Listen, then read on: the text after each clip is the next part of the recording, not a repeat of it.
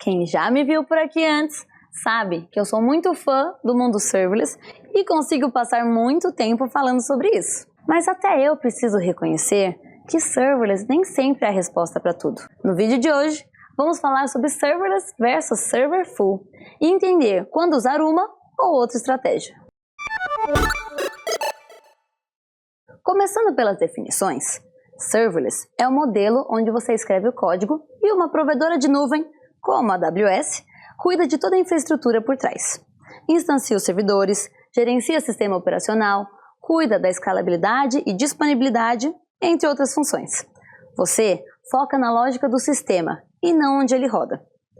Já no modelo serverful, você é o responsável por instanciar e administrar os servidores. Você é quem precisa escolher o tipo de máquina, configurar rede, manter o sistema operacional atualizado, reiniciar o servidor quando ele cai e definir como ele escala. Na AWS, o serviço de compute serverless mais popular é o AWS Lambda e o serviço de compute serverful mais popular é o Amazon EC2. Vamos comparar essas duas abordagens usando esses serviços como base. Vamos avaliar 5 aspectos: performance, escalabilidade, limitações técnicas, esforço operacional e custo.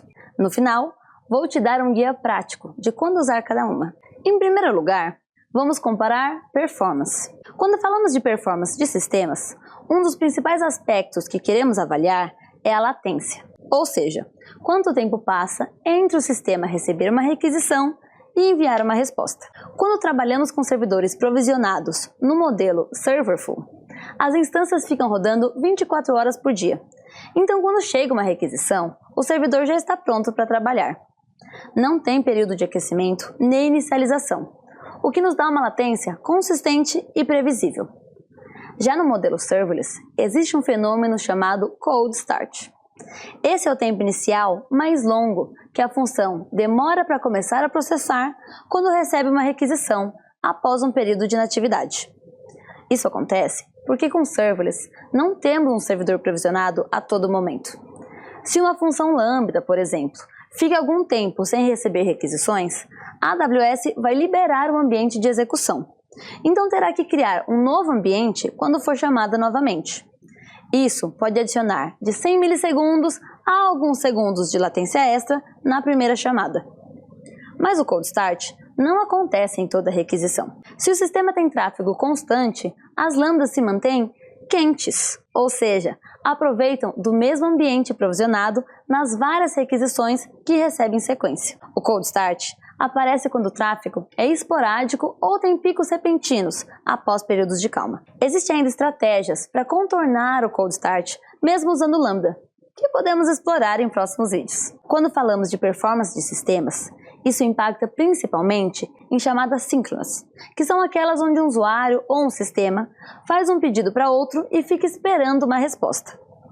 Se, por exemplo, um usuário toma uma ação em um sistema, como uma compra em um site, ele vai esperar uma resposta quase imediata de confirmação. Então vai se frustrar se tiver que esperar um pouco mais pelo cold start. Por outro lado, quando temos processos assíncronos, em que não esperamos uma resposta imediata para seguir, esse tempo a mais não terá impacto verdadeiro. Em segundo lugar, vamos comparar escalabilidade. O que acontece quando o seu sistema precisa lidar com um pico de tráfego inesperado? Escalabilidade é justamente a habilidade de um sistema de lidar com aumento ou diminuição de tráfego, alocando mais ou menos recursos de acordo com a necessidade, sem deixar que o sistema fique indisponível. No modelo serverless, você não precisa fazer nada. Lindo, né? A AWS cria novas instâncias da sua função Lambda automaticamente, conforme as requisições chegam. Ou seja, escala sozinho, sem você precisar configurar. Agora, quando trabalhamos diretamente com servidores no modelo serverful, você precisa configurar as regras para garantir a escalabilidade. Com EC2, por exemplo, precisamos configurar um Auto-Scaling Group. Ele é um agrupamento dos servidores de uma aplicação ou parte da aplicação que usamos para definir as regras de quando e como escalar. Adicionando regras, como se o uso de CPU passar de 70%, adicione uma nova instância. É importante conhecer bem a realidade do seu sistema para escolher a métrica certa. Se o pico chega, de repente, e suas regras não estão bem calibradas, os servidores existentes podem ficar sobrecarregados até que os novos subam. É importante também considerar que cada modo de implementação vem com suas próprias restrições baseado nos serviços que utilizam, algumas contornáveis e outras que podem ser limitantes dependendo da sua realidade, o que nos leva para a comparação de limitações de serviços. No nosso caso, a AWS Lambda e a Amazon EC2. A Lambda tem alguns limites que precisamos ter em mente. Uma função Lambda tem um timeout máximo de 15 minutos. Isso significa que se a sua função precisar rodar mais do que isso, como em processamentos de dados e arquivos pesados, ela será parada antes do processo concluir. Além disso, funções lambdas têm a memória máxima de 10 GB e payload máximo de 6 MB por invocação. Então, caso o seu sistema precise transportar um volume de dados mais alto do que esse, vai precisar de um armazenamento de dados ou de arquivo auxiliar. Com EC2, os limites são os que você escolhe, quando escolhe os tipos e as características das suas instâncias. A contrapartida é que a responsabilidade da escolha e monitoramento é inteiramente sua. Se você subestimar a capacidade, o sistema falha. Se superestimar, paga por recurso ocioso. Isso nos leva ao nosso próximo ponto, a comparação de esforço operacional. Esse é o ponto que menos aparece nas comparações, mas que pesa muito no dia a dia. Com Lambda, seu trabalho operacional se resume a escrever e deployar código, configurar permissões e monitorar métricas. Acabou! A preocupação com infraestrutura é mínima e seu trabalho se volta muito mais para a lógica de funcionamento que seu sistema deve entregar. Já no modelo Serverful, antes sequer de começar a escrever código, você precisa criar e configurar instâncias, manter o sistema operacional atualizado, configurar deploys, monitorar saúde, gerenciar autoscaling, planejar capacidade e digo mais, se o servidor cair um sábado às 3 da manhã, alguém vai precisar parar tudo e cuidar dele.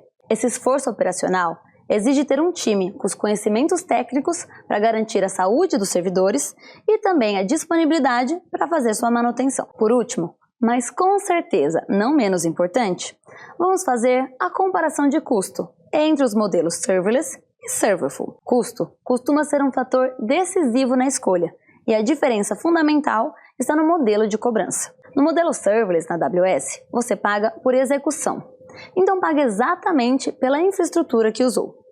Chamamos isso de Pay per Use. Já no modelo Serverful, você paga pela alocação da máquina, independente do uso. Chamamos isso de Pay for Capacity. Vamos entender esses dois modelos mais a fundo. O modelo de cobrança da Lambda segue duas variáveis: a quantidade de invocações que sua função recebeu e a duração total dessas execuções. Em relação à duração, além do tempo, leve em conta também a quantidade de memória configurada para a função.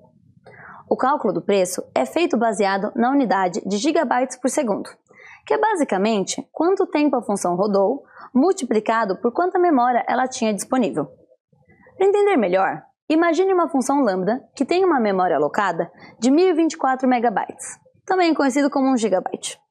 Imagine agora que ela rodou por 500 milissegundos, ou meio segundo.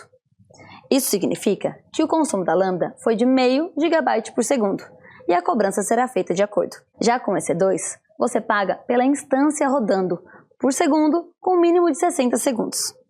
O preço varia de acordo com o tipo de instância que você escolhe, que define a quantidade de CPU, memória e rede disponíveis. Por exemplo, uma T3 Medium custa cerca de 4 centavos de dólar por hora, o que dá aproximadamente $30 por mês, rodando 24/7.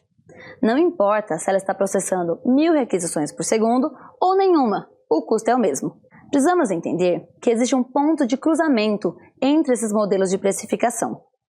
Com tráfego baixo ou esporádico, Serverless acaba sendo muito mais barato, porque você estará pagando apenas por usos pontuais. Mas conforme o tráfego cresce e fica constante, o custo da Lambda pode acabar ultrapassando o custo fixo de uma instância EC2. Dito tudo isso, como escolher entre os dois? Algumas situações ideais para usar Serverless são quando seu tráfego é esporádico ou imprevisível, o que vai permitir que você aproveite o modelo de cobrança pay-per-use. Também é ideal quando seus processos são curtos, quando o seu sistema é orientado a eventos e também se seu time é pequeno ou você está validando uma ideia rápida. Agora, como eu disse no começo, serverless não é a resposta para tudo. Você pode preferir serverful quando tem processos de longa duração ou alto volumes de dados. Processos assim podem ser impactados pelos limites de timeout e memória das funções Lambda. Então usar um servidor dedicado pode ser mais prático do que quebrar o processo em várias lambdas diferentes. Serverful também brilha quando temos cargas constantes e previsíveis, já que nesse cenário o modelo de cobrança Pay for Capacity pode trazer custos mais baixos.